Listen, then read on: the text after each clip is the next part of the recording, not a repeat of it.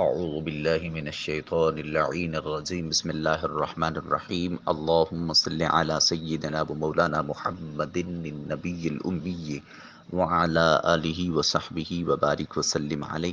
اللہ رب العزت کا صد بار احسان و کرم ہے جس کی توفیق سے ترجمہ عرفان القرآن کی سعادت حاصل کر رہے ہیں۔ پارہ نمبر 14 سورہ النحل۔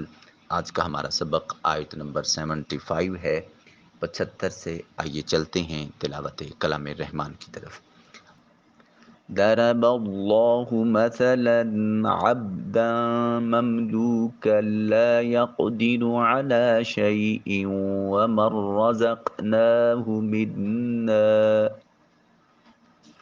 رزقا حسنا فهو ينفق منه سرا وجهرا هل يستوون الحمد لله بل أكثرهم لا يعلمون وضرب الله مثلا الرجلين أحدهما أبكم لا يقدر على شيء وهو كل على مولاه أينما يوجهه لا يأتي بخير هل يستوي هو ومن يأمر بالعدل وهو على صراط مستقيم ولله غيب السماوات والأرض وما أمر الساعة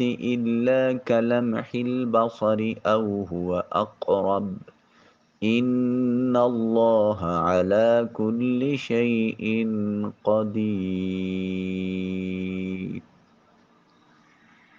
آج کے سبق میں 3 رموز اوقاف کی علامات استعمال ہوئی ہیں۔ ایک وقف مطلق کی جو طا کی صورت میں لکھی ہوئی ہے، یہاں رک جانا بہتر ہے، اور دوسرا لام الف لا، یہ آیت کے جب درمیان میں آ جائے تو پھر نہیں رکنا چاہیے، اور جب آیت پر آ جائے تو پھر اختیار ہے کہ رک بھی سکتے ہیں اور بغیر رکے ہوئے آگے ملا کر بھی ادا کرتے ہیں۔ بس یہ 2 علامات کثرت سے آئی ہیں، تیسری نہیں ہے۔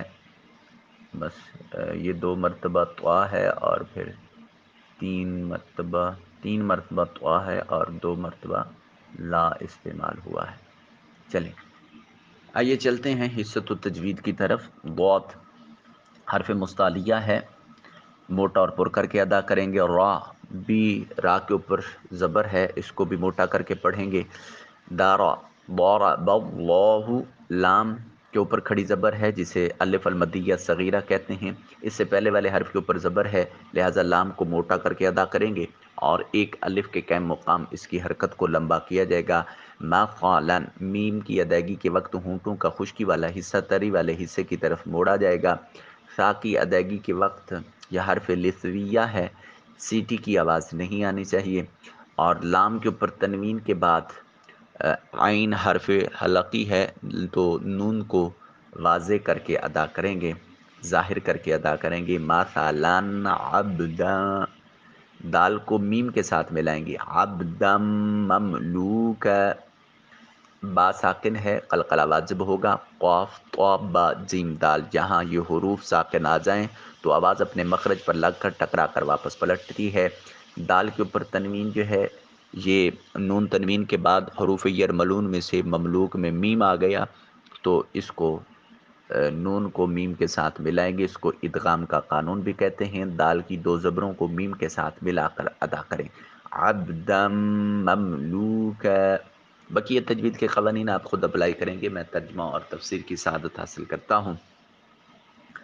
ضرب بیان کرتا ہے اللہ تعالیٰ، مثلا مثال، عبدن ایک ایسے غلام کی، مملوکا جو جس کی ملکیت میں کوئی چیز ہے، لا یقدر لیکن وہ قدرت نہیں رکھتا، علی شیئن کسی چیز کی، و اور من جسے رزقناہ ہم نے اس کو رزق دیا، منا اپنی طرف سے، رزق دینا، حسنا عمدہ، فہوا پس وہ، ینفقو خرچ کرتا ہے، منہ اس سے، سرن چھپے ہوئے، و جہرن اور ظاہر، حل یستوون، کیا برابر ہو سکتے ہیں؟ الحمدللہ، سب تعریفیں اللہ کے لیے ہیں، بل اکثر، بلکہ اکثر ہم ان کے لا یعلمون، وہ نہیں جانتے۔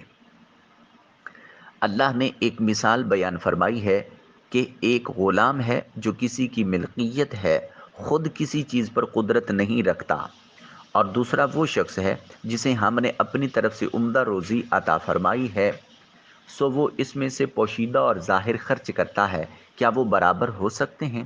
سب تعریفیں اللہ کے لیے ہیں، بلکہ ان میں سے اکثر بنیادی حقیقت کو بھی نہیں جانتے۔ اس آیت کریمہ میں اللہ رب العزت نے دو شخصوں کی مثال بیان فرما کر شرک کا رد فرمایا ہے۔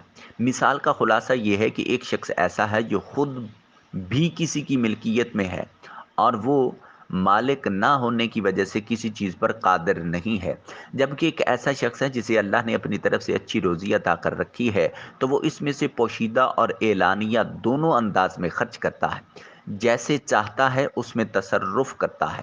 تو پہلا شخص عاجز ہے، مملوک اور غلام ہے، جبکہ دوسرا شخص آزاد، مالک اور صاحب مال ہے، تو وہ اللہ رب العزت کے فضل سے قدرت و اختیار بھی رکھتا ہے۔ تو کیا یہ دونوں برابر ہو جائیں گے؟ ہرگز نہیں۔ تو جب غلام اور آزاد شخص برابر نہیں ہو سکتے، حالانکہ یہ دونوں اللہ کے بندے ہیں، تو خالق، مالک اور قادر رب تعالیٰ کے ساتھ قدرت و اختیار نہ رکھنے والے بت کیسے شریک ہو سکتے ہیں؟ اور ان کو اللہ رب العزت کا مثل قرار دینا، یہ کیسا بڑا ظلم اور جہل ہوگا۔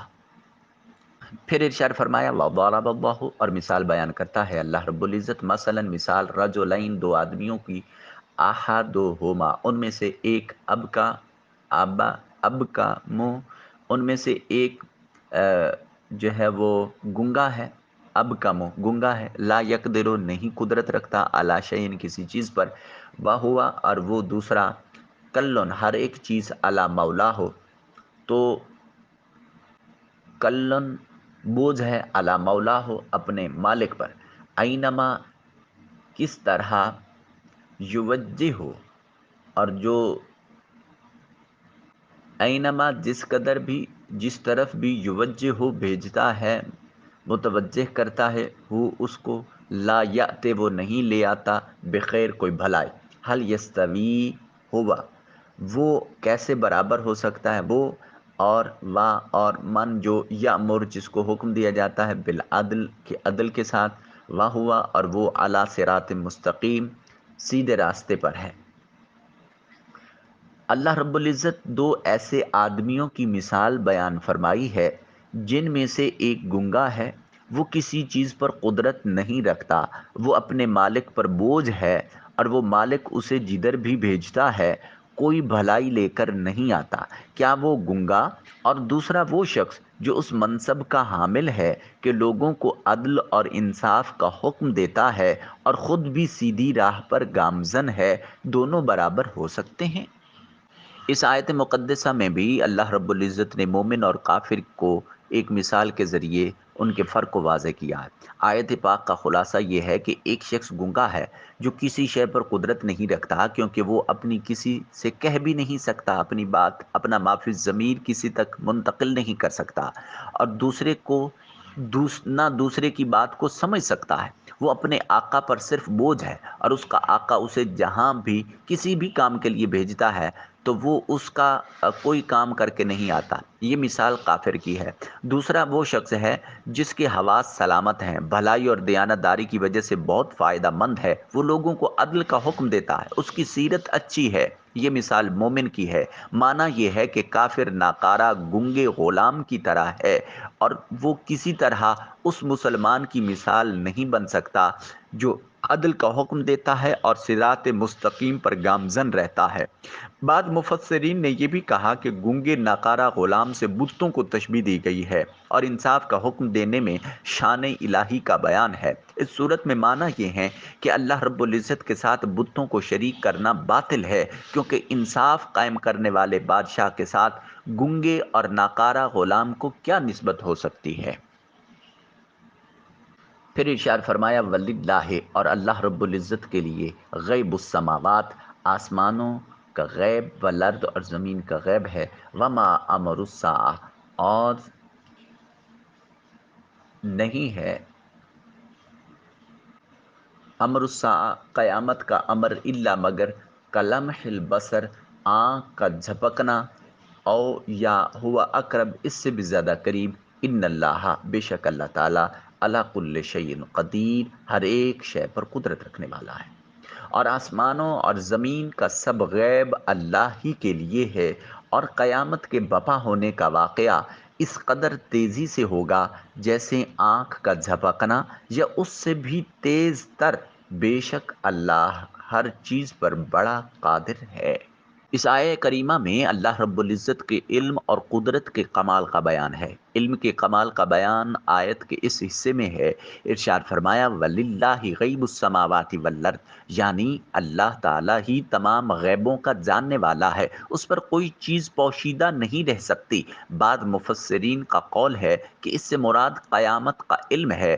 قدرت کے کمال کے بیان کے لیے اللہ رب العزت نے ارشاد فرمایا وَمَا أَمْرُ السَّاعَةِ الا کلمح البصر او ہوا اقرب، یعنی قیامت قائم کرنے کا معاملہ اللہ رب العزت کی قدرت میں صرف ایک پلک جھپکنے کی طرح ہے، بلکہ اس سے بھی زیادہ قریب ہے، کیونکہ پلک مارنا بھی زمانہ چاہتا ہے جس میں پلک کی حرکت حاصل ہو، اور اللہ تعالیٰ جس چیز کا ہونا چاہے وہ کن فرما دیتا ہے تو وہ چیز وجود میں آ جاتی ہے۔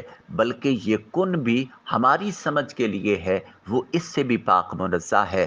جیسے ہی ارادہ قدرت میں کوئی چیز آتی ہے، اللہ رب العزت جس چیز کا ارادہ فرماتا ہے تو وہ چیز وجود میں آ جاتی ہے۔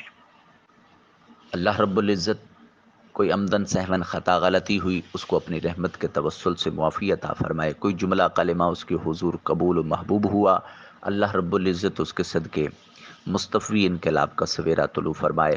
اللہ رب العزت آپ کو سدا سلامت رکھے، آباد رکھے، شاد رہیں۔ اللہ کے کلام سے محبت کرنے والے ہیں، حضور نبی اکرم صلی اللہ علیہ وآلہ وسلم کے فرمان ذیشان کے مطابق آپ سب سے بہتر ہیں، سب سے بہتر ہیں۔ اللہ تعالیٰ آپ کی اس بہتری کو، اس عظمت کو اپنی بارگاہ میں مزید چار چاند نصیب فرمائے۔ قرآن کی دعوت جاری رکھیے، محبت اور ذوق کے ساتھ قرآن مجید کے لیے وقت نکالتے رہیے۔ یہ دنیا نہ جانے کب ہم سے واپس لے لی جائے، اور یہ سانسوں کی مالا یہ کب ٹوٹ جائے، کب ہم سے یہ امانت زندگی واپس لے لی جائے، تو کیوں نہ جو زندگی کا ایک ایک لمحہ ہے یہ اس کی محبت اور اس کے کلام کی محبت میں گزارا جائے۔ عاشق ہمہ وقت اپنے محبوب کی گفتگو سننا چاہتا ہے، اور قرآن مجید یہ اللہ رب العزت کا کلام ہے، اس کی گفتگو ہے۔ تو جو اس انداز میں پڑھتا ہے، سمجھتا ہے کہ اللہ رب العزت مجھ سے ہی گفتگو کر رہا ہے، مجھے ہی سکھا رہا ہے، تو یقیناً اس وقت دل کی دنیا بدل جاتی ہے۔ اللہ رب العزت تفہیم کلام الہی نصیب فرمائے، ربط کلام الہی نصیب فرمائے، مصطفی انقلاب کا سویرا جلد طلوع فرمائے۔ آمین ثم آمین، وآخر دعوانا ان الحمد للہ رب العالمین، والسلام علیکم ورحمۃ اللہ وبرکاتہ۔